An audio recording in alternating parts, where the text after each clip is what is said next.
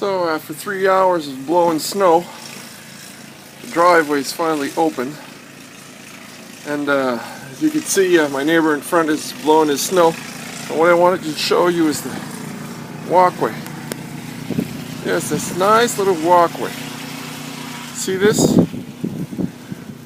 Now if there's any more snow here, I have no place to blow it. See that? That's how high it is. And here's to the end of the walkway. And there. It's like the end of the yard. See that blowing snow on the other side there. So we turn around here and walk back the other way.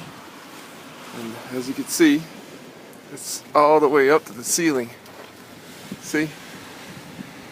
And you know how high this the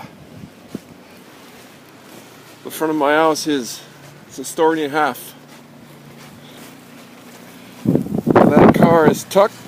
I cannot move it. I would have to get somebody to tow it because snow has built up underneath the car, and now the car is jacked, so I can't move it.